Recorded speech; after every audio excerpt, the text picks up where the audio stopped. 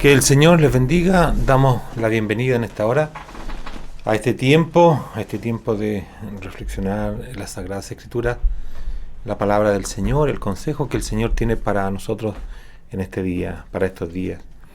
Sea fortalecido en esta hora, sea consolado tu corazón, si estás en alguna condición, ¿cierto?, difícil, lo que el Señor nos provee, ¿cierto?, es la confesión. Confesar primeramente con nuestra boca, creer con nuestro corazón que Dios le resucitó de entre los muertos, y nuestra confesión que Jesucristo es el Señor. ¿Lo crees así? Que Jesús es el Señor, puesto por Dios como el Señor de todas las cosas. Así que sea animado tu vida en esta hora, sea si estás pasando por alguna tribulación, algún dolor, alguna pena, podemos alcanzar consolación, plena consolación de un Padre de consolación. Te bendiga el Señor en este día, te fortalezca el Señor, tu corazón, tu vida sea edificada, puesta en las manos del Señor para ir adelante en su propósito. Compartimos las Escrituras nosotros, ¿cierto? Esta declaración gloriosa del Señor ahí en los Salmos, principalmente en el Salmo número 2, exaltarle, ponerle en el centro a nuestro Señor de toda su obra, de todo su propósito. Un salmo que se le denomina como un salmo mesiánico, ¿cierto? Más bien lo que está escrito, lo que dijo el Señor, que ese salmo también habla de Él, y que necesitamos que esta escritura sea abierta a nuestro entendimiento, sea abierta ante nuestros ojos para comprender. ¿Es actual? Diríamos, sí, tiene plena vigencia hoy en día. Hoy en día vemos un mundo convulsionado, que corre en pos de ideologías, conforme a cada cultura, casi sin límites, ¿cierto?, buscando un bien. Más esta palabra del Señor vigente actualmente en este día, y que posiciona un deseo de Dios, de uno que gobierna la creación, uno que Dios ha puesto para gobernar al hombre, al cual tiene como herencia, dice, todas las naciones. Manifiestan los salmos, revelan esta palabra, buena palabra, esta buena nueva, de la visitación de nuestro Señor primeramente a esta tierra. Primeramente. La venida de Dios participando en esta tierra. ¿Cómo? A través de su Hijo amado. Tanto así, dice que el escritor en Pablo a los Gálatas dice que en esta visitación, dice, habita corporalmente toda la plenitud de la deidad. Cuando dice toda la plenitud, imagínense, difícil de entender, difícil de comprender, como en un hombre alguien que tomó nuestra forma, pueda habitar toda la plenitud, todo Dios habita en Jesucristo el Señor. Bendito sea, porque nosotros llegamos a ser participantes de su cuerpo, como miembros de su cuerpo. Entonces se hace extensiva esta habitación, ¿cierto?, en el cuerpo de Cristo mora toda la plenitud de la deidad. Por tanto, los creyentes, los que han creído en el Señor, los que son seguidores, los discípulos, también les alcanza, no toda la plenitud de la deidad, pero tenemos una porción de la deidad, una porción del Espíritu, ¿cierto? Esta palabra prometida a Abraham hace tanto tiempo, la promesa de Dios en nuestros corazones, tomando a Jesucristo como la habitación de toda la deidad. Dios en Cristo Dios está en Cristo. Cristo está también en su cuerpo, y su cuerpo llega a ser la casa, la habitación de Dios, la ciudad de Dios para su reino, para su reino. Así dice. Fíjese en Juan capítulo 2, en el versículo 19, cuando el Señor dijo: destruid este templo, en el que habita toda la deidad. Dice: destruid este templo, haciendo referencia al templo físico, ¿no?, de los judíos, en el cual se tenían tanto orgullo. Y yo, dice, en 3 días lo levantaré. Los discípulos dijeron: 40 y tantos años fue edificado, y tú en 3 días lo vas a levantar. ¿Cómo cosas tan ilógicas dices? Pero dice más, enfatiza más, él hablaba del templo de su cuerpo. Del templo de su cuerpo que en 3 días el Señor lo iba a levantar, en el cual habita corporalmente toda la plenitud, todo Dios, del cual es su cuerpo, de lo cual somos miembros. El Señor lo levanta en 3 días. Cuando el Señor resucitó, dice, de entre los muertos, los discípulos se acordaron que había dicho esto y creyeron la Escritura. Creyeron la Escritura y la palabra que Jesús había dicho. Que las Escrituras se abran, que podamos entender las Escrituras. A Jesucristo, al Señor, como en quien habita toda la plenitud de la deidad, en ese cuerpo, un cuerpo que resucitó, pero es el templo, dijo, más él hablaba del templo de su cuerpo. Su cuerpo, el templo, la casa de Dios.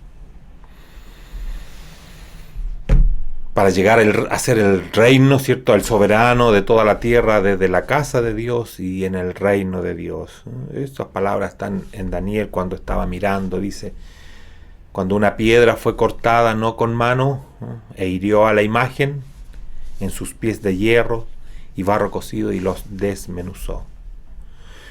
Dice Daniel: entonces fueron desmenuzados también el hierro, el barro cocido, el bronce, la plata y el oro, y fueron como tamo de las eras del verano, y se los llevó el viento sin que de ellos quedara rastro alguno. ¿Sabe usted de qué hace referencia? En el cumplimiento de los imperios, de los reinos, de las obras humanas. Dice: no quedará de ellos rastro alguno. Mas la piedra que hirió a la imagen fue hecha un gran monte que llenó toda la tierra. Es la exaltación del Señor. A Cristo, a Dios, en su visitación, en su muerte, en su resurrección, para llegar a ser el único. No hay otro. No hay otro. Que nuestro corazón, nuestro pensamiento no tome otra actitud, no se desvíe, no anteponga otras filosofías, otras ideas. Dios lo ha establecido así para el hombre. En el diseño de la creación para el hombre, para nuestras vidas, Dios lo ha establecido así, de poner a uno que tiene en su mano todas las cosas. ¿Cómo no entregarnos? ¿Cómo no darnos, cierto, con todo nuestro ser para contemplar el rostro bendito de nuestro Señor, para gozarnos en su presencia? Pablo llega a decir, dice, que llega a ser la plenitud del Señor, de aquel que todo lo llena en todo. A los Colosenses le dice: donde no hay griego, no hay judío, no hay circuncisión, no hay ni incircuncisión ni circuncisión, no hay bárbaro ni escita, no hay siervo ni libre, sino que Cristo el Señor, el Señor. Sean estas palabras un sello en nuestro corazón, en nuestra mente. Cristo es el todo. Cristo es el todo. Y en todos, no necesitamos, no se necesita, no hay nada más, no hay algo que se necesite. Cristo es el todo y en todos. Sea así en tu casa, en tu vida, en tu trabajo, en la labor que estás realizando. Cristo es el todo. Que necesitamos otra cosa, necesitamos algo externo, como las palabras, ¿cierto?, que hemos compartido tantas veces y que a veces se ponen tan lejanas. ¿A quién tengo yo en los cielos sino a ti? Y podamos decir, fuera de ti, ¿puede decirlo usted? Fuera de ti, nada deseo en la tierra, nada. Uno dice, las cosas materiales, nada deseamos de las cosas materiales. De las cosas humanas, culturales, filosóficas, ideológicas, nada deseamos en la tierra. Nada, no hay nada que atraiga, no hay nada que satisfaga. Por eso Dios lo establece así, es el único que lo completa, el único que completa tu vida, que completa mi vida, es el único que lo llena, que llena completamente y sacia el corazón. Es Jesucristo exaltado, es Jesucristo exaltado. Y no tenemos que alcanzarlo, no tenemos que hacer algo para alcanzarlo. El Señor lo ha dado, lo ha declarado así. Tenemos que creerlo en nuestro corazón. Que el Espíritu de Dios, pedir permanentemente al Espíritu de Dios que alumbre, que nos abra las Escrituras, que nos dé a entender, que nos muestre su propósito en Jesucristo. ¿Se acuerda usted las Escrituras de qué hablan? ¿De qué hablan las Escrituras? ¿De qué hablan? ¿De historia? ¿Hablan de historia? Hay historia, pero hablan de historia, ese es el propósito. El Señor lo sentó, dijo, las Escrituras hablan de mí. Las Escrituras, lo que conocemos como el Antiguo Testamento, lo que están los escritos de Moisés, los profetas, los salmos, hablan de mí. No busque otro tema, no busque otra intención. Cuando se acerque a las Escrituras, no busque otra palabra, no busque otra cosa que ver al Señor. El Señor lo tiene por alto y quiere que nosotros lo contemplemos a Él. Quiere que nuestro corazón esté puesto para Él. Nuestra mirada, nuestro oído puesto para Él. No hay otra cosa, no hay otra tarea, no hay algo que hacer. No, Dios quiere que pongamos nuestra mirada en el cual Él tiene contentamiento, en el cual Él se complace. Y lo ha puesto en la cima de todo el universo, a Dios encarnado, y que nos hace miembros de su cuerpo, nos hace partícipe de sus riquezas. Sea bendito el nombre del Señor, sea bendito el nombre del Señor. El Salmo 2 que estamos considerando dice, ¿por qué se amotinan? Fíjese, ¿por qué se amotinan las gentes? El Salmo 2, no sé la cantidad exacta de años, 500, 800 años antes del Señor. ¿Por qué, dice el salmista, quizás sin la revelación o no entendiendo a cabalidad, pero hablando, y que va a hablar del Señor, dice, ¿por qué se amotinan las gentes y los pueblos piensan cosas vanas? Las gentes se amotinan, los pueblos piensan cosas vanas. ¿Cuándo? Siempre, siempre. Así está escrito. La gente siempre se amotinan. Y el pensamiento de los pueblos siempre son cosas vanas. Piénselo así, siempre. Si no está una dirección divina, la dirección del Espíritu, siempre por naturaleza el corazón del hombre es amotinarse, a rebelarse. Y el pensamiento, la dirección de un pueblo o de todos los pueblos a través de toda la historia del hombre, siempre piensan los pueblos cosas vanas. Uno dirá, el pensamiento humano, ¿cierto? Pudiera ser interesante, es vano. El pensamiento natural del hombre es vano, de los pueblos, de la intención del hacer bien es vano. Se levantarán los reyes de la tierra. También. Uno dice, ¿cuándo? Siempre hay un levantamiento de los reyes Y los príncipes, dice, consultarán unidos contra el Señor y contra su ungido, diciendo: rompamos sus ligaduras y echemos de nosotros sus cuerdas. El que mora en los cielos, dice, el que mora en los cielos se reirá. El Señor se burlará de ellos. Y luego, dice, hablará a ellos en su furor. No será suave, hablará en su furor. Y los turbará con su ira. Pero, ¿cuál es el lado que pone el Señor ahora? Esta es la condición humana. ¿Cuál es el lado que pone el Señor? Dice, luego, dice, pero yo he puesto lo que Dios propone. En el acercamiento de Dios para el hombre, en el amor que Dios manifiesta para el hombre, en ese anhelo de participar con el hombre, de estar junto, y que no es un anhelo desde ese momento, sino que es un anhelo eterno de habitar juntos, de estar en su presencia. No hay otra cosa mejor, amado hermano, no hay otra cosa que complete, que llene estar en su presencia. Dice, yo he puesto mi rey. El Señor dice, yo he puesto mi rey sobre Sión, mi santo monte. Yo publicaré un decreto, dice. Es una cosa, es un decreto celestial, es un decreto divino, ¿no? Es un decreto de Dios para toda la humanidad. Dice, el Señor me ha dicho, mi hijo eres tú, yo te engendré hoy. Pídeme y te daré por herencia las naciones y como posesión tuya los confines de la tierra. Los quebrantarás con vara de hierro, como vasija de alfarero los desmenuzarás. Ahora pues, oh reyes, sed prudentes, admitid amonestación, jueces de la tierra, servid al Señor con temor y alegraos con temblor. Honrad al Hijo para que no se enoje y perezcáis en el camino, pues se inflama de pronto su ira. Bienaventurados todos los que en Él confían.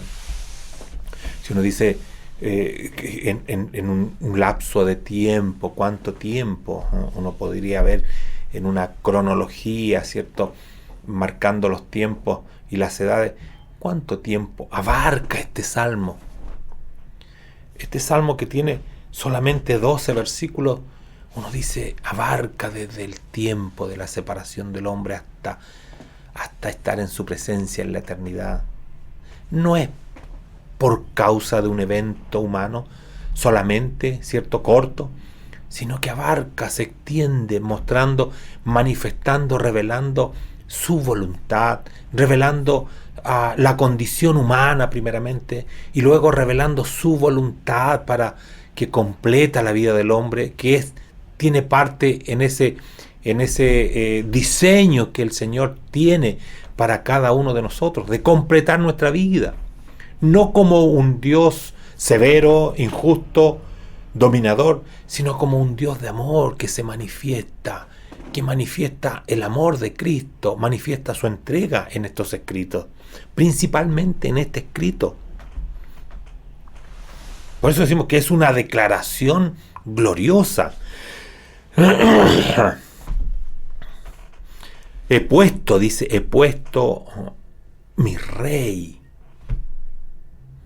He puesto mi rey. ¿Qué significado tiene que Dios ponga su rey? ¿Será para que alguien lo quiera considerar o no? No, está como puesto como el cumplimiento de todo su propósito. Que el Señor tenga su rey. Luego le dice, te daré por herencia a las naciones. ¿Cuáles naciones?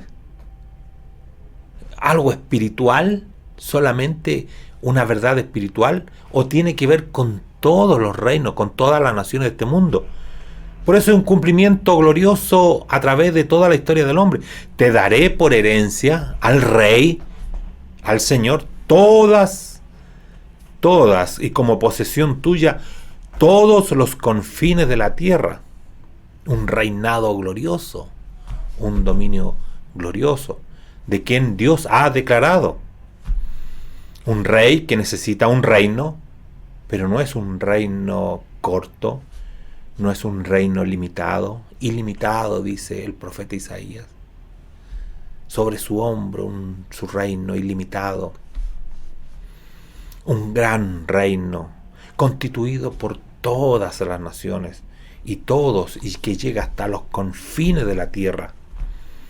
¿Habrá habido algún reino que se le iguale a través de toda la historia?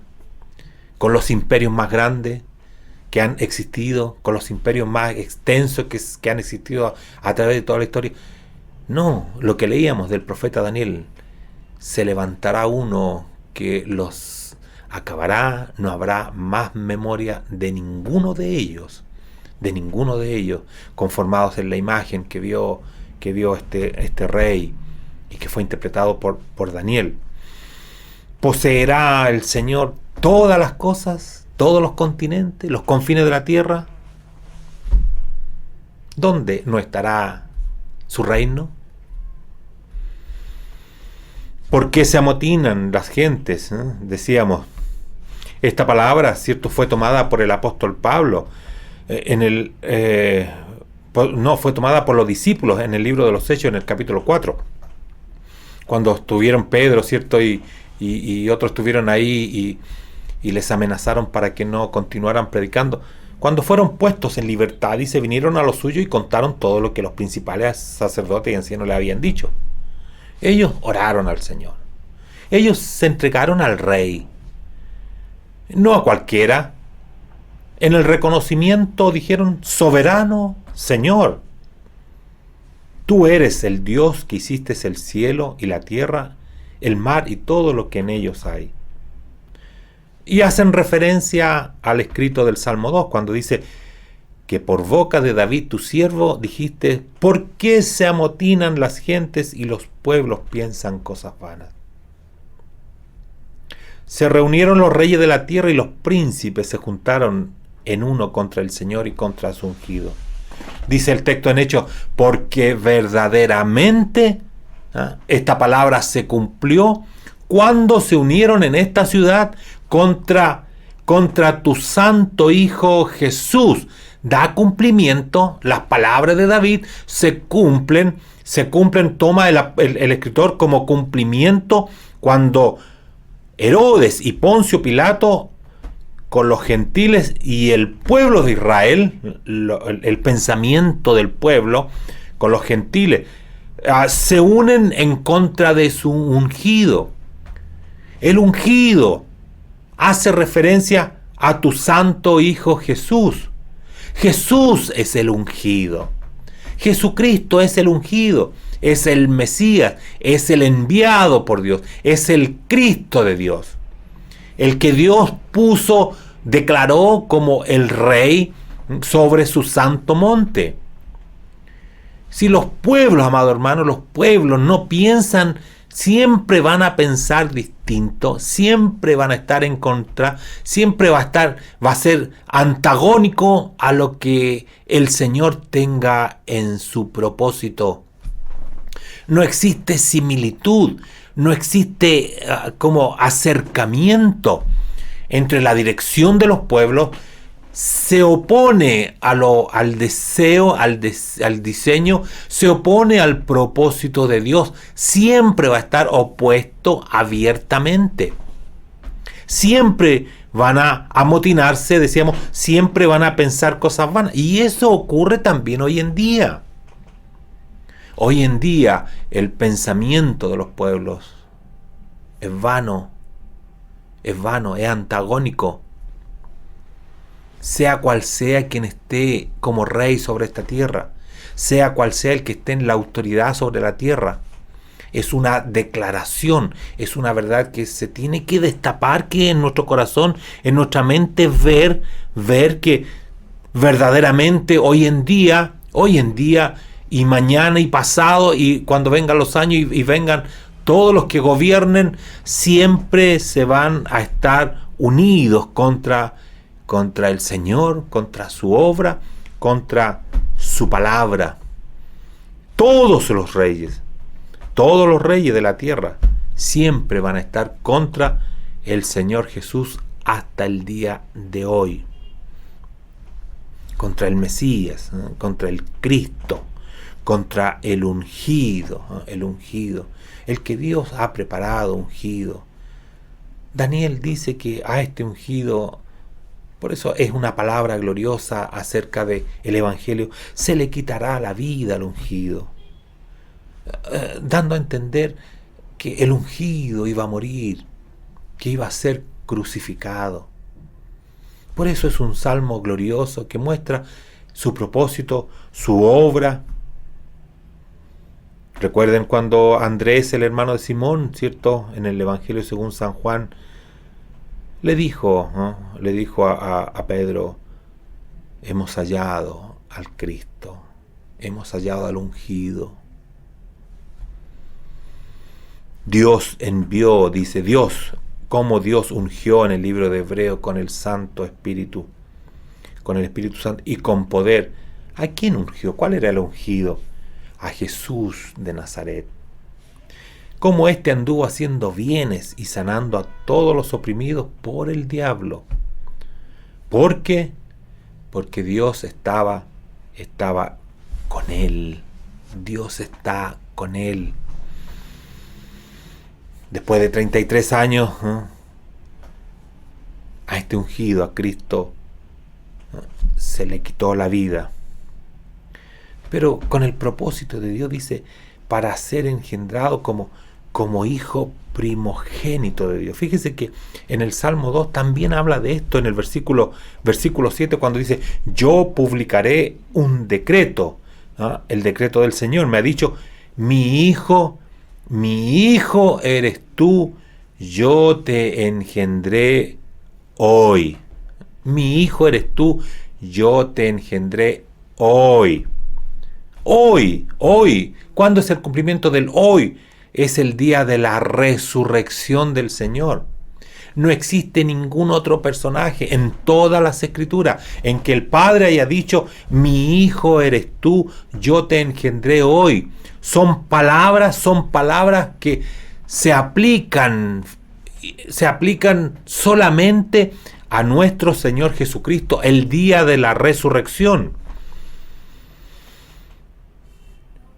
En el libro de Hechos dice: mi hijo eres tú, como está escrito en el Salmo 2, yo te he engendrado hoy.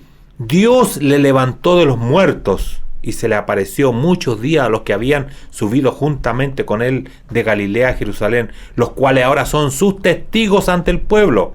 Y nosotros también os anunciamos el evangelio de aquella promesa hecha a nuestros padres, la cual Dios cumplió a los hijos de ellos, a nosotros, resucitando a Jesús. Y a él se le dijo, y tomando la referencia del Salmo 2, mi hijo eres tú. El Salmo 2 se refiere al Señor Jesucristo, a la resurrección del Señor, engendrado como hijo de Dios, como hijo unigénito, como hijo primogénito. Era el unigénito, pero por medio de la resurrección llegó a ser el primogénito entre muchos hermanos, de lo cual también te afecta a ti, afecta a mi vida, a todos los que hemos creído. Así lo dice el apóstol Pedro: nos hizo renacer por medio de la resurrección de Cristo a una esperanza viva. Nos afecta hoy en día, llega a nuestro corazón, toca nuestra vida, tiene cumplimiento estas palabras. ¿Por qué hemos de buscar otro? ¿Por qué nuestro corazón se tiene que inclinar a otro? Tan cegado está nuestra vida, nuestro corazón, que necesitamos algo, como el pueblo de Israel que necesitaba. No habían desechado a Samuel, sino que habían desechado a Dios, mirando a los otros pueblos, contemplando como lo hacían los otros, no queriendo la dirección del Señor. Lo que el Señor te da, lo que el Señor nos da hoy en día, verdaderamente completa todo. ¿Qué hizo el Señor? Exaltar a su Hijo. Veamos al exaltado, contemplemos. Nuestra mirada contemple a Jesucristo como el Señor, ¿no?, de todas las cosas. Nosotros como hijos, porque hemos creído en Él, también resucitados a una nueva experiencia, a una nueva vida, a un mundo nuevo, un mundo en que el Señor tiene, el Señor así lo dijo, toda potestad me es dada en el cielo y la tierra, toda potestad, todo dominio, también cumplida esa palabra en nuestro Señor Jesucristo. Te bendiga el Señor, ¿no?, te fortalezca para estos días, para esta semana. La mano del Señor Todopoderosa esté sobre tu casa y te bendiga. Amén.